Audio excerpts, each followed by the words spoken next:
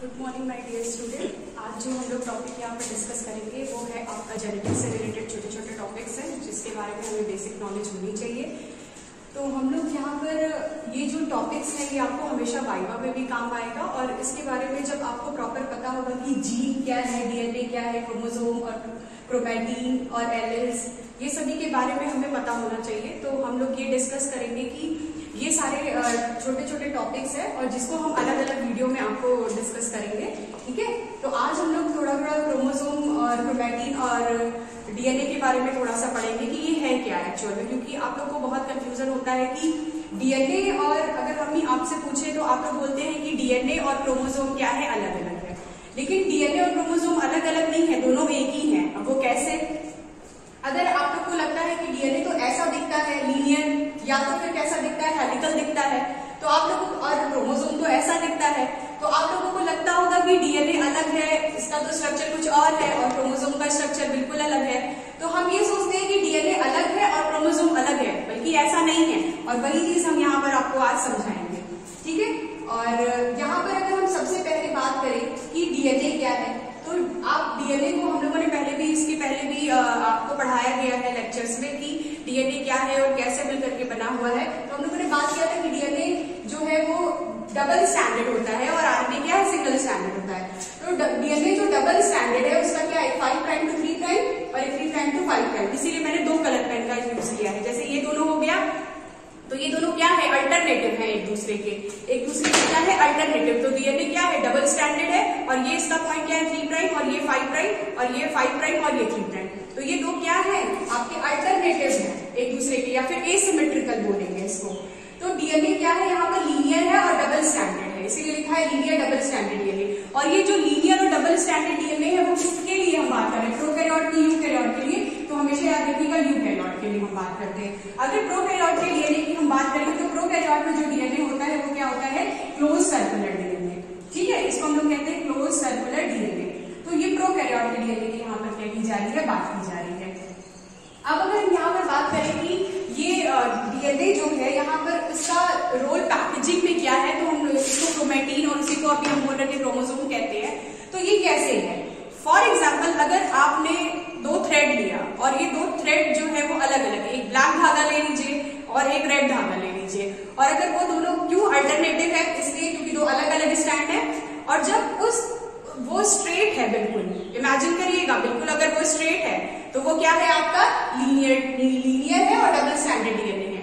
लेकिन अगर उसी को आप ट्विस्ट कर दीजिए, क्योंकि हमने पहले भी बताया था कि जो डीएनए हम बात करते हैं मॉलिक्यूलर बायोलॉजी में, जो भी डीएनए हम पढ़ते हैं, डीएनए 3 टाइप के होते हैं, बी डीएनए, ए डीएनए और जेड डीएनए। लेकिन जो वाटसन एंड क्रिक मॉडल को फॉलो करता है जो डीएनए, वो कौन सा होता है, बी डीएनए। इसीलिए यहाँ पर बी डीएनए लिखा गया है। ठीक है, हमने डिफरेंस भी आपको वहां पर बता रखा है पहले से। तो जब भी स्ट्रेट 2 धागे हैं एक दूसरे से अलग हैं, तो उसको अगर हमने स्ट्रेट पकड़ा हुआ है तो वो आपका क्या है, लीनियर डबल स्टैंडर्ड डीएनए। लेकिन अगर उसी धागे को अगर हमने ट्विस्ट कर दिया तो वो ट्विस्टेड डीएनए क्या कहलाएगा, जो वाटसन एंड क्रिक मॉडल के हिसाब से है, उसको हम बी डीएनए या इसको हम हेलिकल डीएनए के नाम से कहते हैं। और इस हेलिकल डीएनए या फिर लीनियर डीएनए का जो आपका डायमीटर वो कितना है, 2 नैनोमीटर है, या इसी को आप क्या कह सकते हैं, 20 एंगस्ट्रॉम। लेकिन बायोलॉजी के टर्म में हम क्या लेते हैं, ज्यादातर चीजें हम नैनोमीटर पे बात करेंगे। ठीक है, और जब भी हमने डीएनए पढ़ाया था आपको, तो वहां बताया था 2 ग्रुप्स मिलते हैं, एक मेजर ग्रुप जहां से आपको क्या होगा, नाइट्रोजनस बेस ज्यादा देखने को मिलेगा, उसको हम कहते हैं मेजर ग्रुप। और वो ग्रुप जहां पर आपको बेसेस कम देखने को मिलते हैं उसको हम क्या कहते हैं, माइनर ग्रुप। तो माइनर और मेजर ग्रुप मिलना इसका बहुत इंपॉर्टेंट रोल है। जब स्ट्रेट था लीनियर, ठीक, जब ट्विस्ट घुमाया तो क्या हो गया, हेलिकल। अब अगर उस डीएनए को हम और उस दोनों थ्रेड्स को अगर हम और घुमाएंगे तो क्या होगा, डायमीटर क्या हो रहा है, कम होता जा रहा है, डायमीटर कम हो रहा है। और क्या होगा, कुछ देर बाद आप देखेंगे जब आपने हेलिकल डीएनए को मूव किया तो वहां पर बीच में क्या होंगे, बीच बीच में गांठें आने लगेंगी, जिसको बीड्स कहते हैं। इसीलिए यहाँ पे लिखा डीएनए है और बीच बीच में क्या है, ये जो गांठें आ रही है वो क्या है, आपका स्टोन है। ठीक है, स्टोन के बारे में भी हमने आपको पहले भी बताया है कि स्टोन के बारे में हम एक अलग वीडियो में पूरा डिटेल में पढ़ेंगे कि स्टोन क्या है, और उसके बारे में हम लोग पूरा डिटेल में पढ़ेंगे। ठीक है, लेकिन यहाँ पर ये जो डीएनए है, जब हमने हेलिकल डीएनए को ट्विस्ट और किया तो बीच बीच में जो बीड्स बन रहे हैं वो बीड्स क्या, जैसे छोटे बच्चों को देखते हैं चोटी किए रहते हैं और छोटे छोटे बीड्स लगा लेते हैं, तो वो बीड्स क्या है आपका, हिस्टोन है। तो यहाँ पर जो डीएनए है वो निगेटिव चार्ज है, और ये जो हिस्टोन प्रोटीन है वो क्या है, एक पॉजिटिवली चार्ज बेसिक प्रोटीन है। ठीक है, इसको ऑक्टामेरिक स्ट्रक्चर है 8, हम लोग बात करेंगे कि क्यों ये ऑक्टामेरिक स्ट्रक्चर है, तो ये बाद में हम नेक्स्ट वीडियो में डिस्कस करेंगे। तो डीएनए निगेटिव चार्ज है। अब इस निगेटिव चार्ज को न्यूट्रलाइज करने के लिए कोई पॉजिटिव चार्ज वाला आना चाहिए, और वो पॉजिटिव चार्ज प्रोटीन कौन है, हिस्टोन है। अब यहाँ एक क्वेश्चन बनता है कि और जब डीएनए और हिस्टोन एक दूसरे से क्या होते हैं, रैप होते हैं, ये हिस्टोन है, और एक क्वेश्चन बनता है यहाँ पर कि डीएनए हिस्टोन से रैप होता है या हिस्टोन डीएनए से रैप होता है। तो आप बताओ यहाँ पर क्या दिख रहा है, ये अगर हिस्टोन प्रोटीन है तो उसके ऊपर क्या है, डीएनए आपका रैप है। तो डीएनए जो है वो हिस्टोन पर रैप होता है, ना कि हिस्टोन डीएनए पर रैप होती है। जब तक डीएनए अकेला था तब तक वो उसको हम लोग सिर्फ डीएनए बोलते हैं, लेकिन अभी यहाँ पर क्या है, डीएनए के साथ क्या आ गया है, हिस्टोन प्रोटीन, क्योंकि इस पर निगेटिव चार्ज और ये इस पे कौन बाइंड करेगा, पॉजिटिव चार्ज वाला ही बाइंड करेगा। आपको हमने एक चीज और बताया था कि अब डीएनए पर कभी कोई क्वेश्चन आता है कि डीएनए के कहाँ पर हिस्टोन प्रोटीन जाकर के बाइंड करती है, तो हम लोग मैंने बताया था आपको कि मेजर ग्रुप जहां जगह है वहीं पर जाकर के बैठेंगे ना, तो मेजर ग्रुप के पास जगह है तो वहां पर जाकर के क्या करती है, हिस्टोन प्रोटीन क्या करती है, बाइंड करती है। और जब हिस्टोन प्रोटीन मेजर ग्रुप से जाकर के बाइंड करती है तब वहां पर सिर्फ अकेला डीएनए ही नहीं रह गया, अब डीएनए के साथ क्या आ गया है, आपका हिस्टोन प्रोटीन भी आ गया। और जब हिस्टोन प्रोटीन और डीएनए दोनों की बात करेंगे तो उसको हम क्या कहते हैं, न्यूक्लियोसोम, जो कि यूनिट है क्रोमोसोम की। ठीक है, तो यहाँ पर ऐसा नहीं है कि डीएनए जितना है बहुत ज्यादा है और हिस्टोन कम है, दोनों का रेशियो क्या होना चाहिए, सेम होना चाहिए, इसलिए 1:1 लिखा गया है। ठीक है, और आप जब भी आप स्ट्रेट डीएनए लिए हुए थे और जब इसको हेलिकल किया या फिर और उसको ट्विस्ट किया तो आप क्या करें, डायमीटर क्या होता जा रहा है, कम होता जा रहा है। तो यहाँ पर ये लिखा गया है कि लेंथ क्या, डायमीटर बढ़ता जा रहा है और लेंथ क्या होती जा रही है, कम होती जा रही है। लेंथ क्या हो रहा है, आप लेंथ कम करते जा रहे हो ना, अभी इतना था, अभी इतना हो गया, अभी इतना हो जा रहा है, अभी धीरे धीरे और पैक हो जाएगा, तो लेंथ क्या होती जा रही है, कम होता जा रहा है। ठीक है, अब यहाँ पर हम बात करेंगे जो ये आपको हिस्टोन और डीएनए दिख रहा है, बीड्स लाइक, जो ये बीड्स ऑन स्ट्रिंग लिखा हुआ है, ये बीड्स जैसा स्ट्रक्चर दिखता है, इसलिए ये बात लिखी गई है यहाँ पर। ठीक है, अब यहाँ पर आते हैं कि ये इसी फेज को हम क्या कहते हैं, क्रोमेटिन। इसका मतलब क्रोमेटिन क्या है, पूरा कंप्लीट कंडेंस फॉर्म नहीं है डीएनए का, वो लेस कंडेंस फॉर्म है। अभी लीनियर था, हेलिकल हुआ, अभी थोड़ा सा और हमने किया, लेंथ भी कम हो रही है, तो वो क्या हो रहा है, कंडेंस हुआ है, लेकिन वो कंप्लीटली कंडेंस फॉर्म नहीं है। क्रोमेटिन क्या है आपका, लेस कंडेंस, या हम उसको बोलते हैं हाफ कंडेंस, या फिर हम उसको बोल सकते हैं semi condense form of DNA है।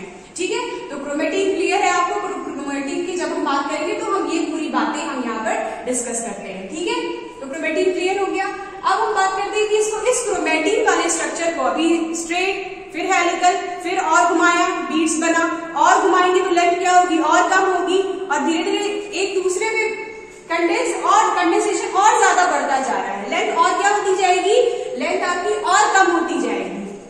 जब कम होगी तो क्या होगा, अभी जब हम लोगों ने लीनियर डीएनए की बात की थी तो वो 2 नैनोमीटर था, जब वो क्रोमेटिन के फॉर्म में आया तो उसका देखिए कितना हो गया, 11 नैनोमीटर का हो गया। अब अगर और कंडेंस करेंगे तो वो क्या होगा, एक दूसरे पे, अब जब और आप इमेजिन करो कि आप और कंडेंस कर रहे हो और छोटा हो रहा है, तो और सारे जो बीड्स है वो एक दूसरे पे क्या होंगे, लगते जाएंगे, एक दूसरे पर फोल्ड होते जाएंगे। तो जब एक दूसरे पे बीड्स इस तरह से फोल्ड होंगे तो उस स्ट्रक्चर को हम सोलेनॉइड स्ट्रक्चर बोलते हैं, सोलेनॉइड मॉडल होता है, उसके बारे में हम अभी डिटेल में ही बता रहे हैं। जब और इसमें क्या होता है, 6 न्यूक्लियोसोम एक दूसरे पर क्या होते हैं, अरेंज होते हैं। 6 न्यूक्लियोसोम का क्या होता है, बल्ज बनता है, और वो उस फेज को हम लोग क्या कहते हैं, सोलेनॉइड मॉडल। और उस टाइम का जो नैनोमीटर होता है वो कितना होता है, 30 नैनोमीटर का। अब अगर हम और भी ज्यादा उसको और कंडेंस करें, धीरे धीरे क्या होगा, बीड्स एक दूसरे पे क्या होंगी, फोल्ड होती जाएंगी, तो यहाँ पर फिर आपका कैसा स्ट्रक्चर बन जाएगा, 30 नैनोमीटर का।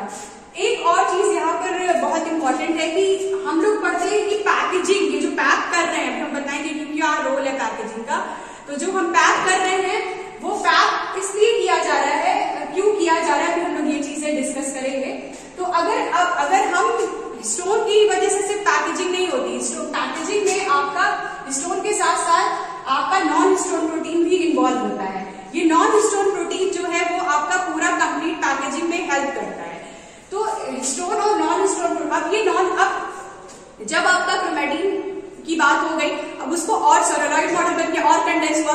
आप उसको इमेजिन करिए कि आप और उस थ्रेड को और पैक करें। धीरे धीरे एक टाइम आएगा कि आपने उस थ्रेड को स्ट्रेटली फिर ऐसे करते करते करते करते एक टाइम आएगा कि वो पूरा तरह से क्या हो गया, कंडेंस हो गया। वो एकदम उसकी लेंथ क्या हो गई, कम हो गई और वो एक दूसरे पे ऐसे फोल्ड हो गए। तो ये जब पूरी तरह से कॉम्पैक्ट हो गया, highly compact form of DNA पूरी तरह से कॉम्पैक्ट हो गया, तो उसको हम क्या कहते हैं, आपका क्रोमोसोम कहते हैं। ठीक है, क्रोमेटिन क्या था, लेस कंडेंस फॉर्म था, और क्रोमोसोम क्या है, हाईली कंडेंस फॉर्म है। ठीक है, तो आपका highly condense form of chromosome known as highly condense form of DNA is known as chromosome. और ये जो क्रोमोसोम आपको दिखता है, ये क्रोमोसोम है क्या आपके हिसाब से? ये क्रोमोसोम हमें किस फेज में दिखता है? सेल डिवीजन के मेटा फेज में दिखता है, जो हम लोग आगे नेक्स्ट स्लाइड में आपको बताएंगे कि क्रोमेटिन, ये थोड़ा सा हम लेकर के बताएंगे इंटरफेस में हमें कैसा दिखता है क्रोमेटिन या फिर क्रोमोसोम कहाँ दिखता है। तो मेटा फेज से लेकर के एना फेज तक आपको किस तरह का स्ट्रक्चर देखने को मिलेगा, क्रोमोसोम, और ये लाइट माइक्रोस्कोपी के थ्रू देख सकते हैं। ठीक है, अब यहाँ पर अगर हम बात करें तो आप खुद बताइए, ये जो आप पूरा क्रोमेटिन से लेके क्रोमोसोम तक पढ़े हैं, ये ओवरऑल है क्या? ये ओवरऑल आपका डीएनए ही है। आप डीएनए को ही क्या कर रहे हो, पैक कर रहे हो, फोल्ड कर रहे हो। डीएनए को ही हम क्या कर रहे हैं, फोल्ड करते जा रहे हैं, फोल्डिंग होती जा रही है डीएनए में, और ये क्या बन रहा है, क्रोमेटिन से क्रोमोसोम। अब एक बार और डिस्कस कर लेते हैं। अगर स्ट्रेट है, लीनियर, घुमा दिया, हेलिकल, और कंडेंस किया, बीट्स बन गए, क्रोमेटिन, और धीरे धीरे पैक किया तो सोलोनॉइड मॉडल, फिर और पैक किया, एक टाइम आया कि पूरा वो कंप्लीटली क्या हो गया है, पैक हो गया है। और जब कंप्लीटली वो पैक हो जाएगा उसको हम क्या कहते हैं, क्रोमोसोम। इसका मतलब डीएनए ही आपका क्या है, क्रोमोसोम है। उसको खोलते जाइए क्रोमोसोम को, फिर से वो इसमें कन्वर्ट होगा, फिर क्रोमेटिन में, फिर हेलिकल में, फिर से लीनियर में। तो इसका यहाँ पर ये क्लियर हुआ आपको कि जो क्रोमेटिन है और क्रोमोसोम, ये डीएनए, ये सभी क्या है, एक ही है, वो डीएनए ही है ओवरऑल, अलग अलग नहीं है। तो बहुत से बच्चों को जो ये डाउट था कि ये हेलिकल दिखता है, लीनियर दिखता है, क्रोमोसोम तो ऐसा दिखता है, तो बेटा जब हम इसको लाइट माइक्रोस्कोपी से देखेंगे तो यहाँ पर अगर इस एक क्रोमोसोम की बात करें तो अंदर क्या है, ये एक डीएनए ही है। अगर ये दो क्रोमोसोम है, ठीक है, तो यहाँ दो कितने डीएनए होंगे, आपके दो डीएनए हैं। तो इसीलिए क्रोमोसोम ही क्या है आपका, ये डीएनए ही आपका क्या है, क्रोमोसोम है। तो ये आप कंफ्यूज नहीं होएगा। नेक्स्ट स्लाइड में हम लोग ये डिस्कस करेंगे कि कौन कौन से फेजेस में आपको ये क्रोमेटिन और कौन कौन से फेज में आपका ये क्रोमोसोम देखने को मिलता है आपको। और यहाँ पर हम ये बताएंगे कि ये क्या जरूरत थी हमको, इस लीनियर डीएनए को इतना कॉम्पैक्ट करने की हमको जरूरत क्या पड़ी। तो ये हम लोग नेक्स्ट स्लाइड में बात करेंगे। ठीक है, थैंक यू।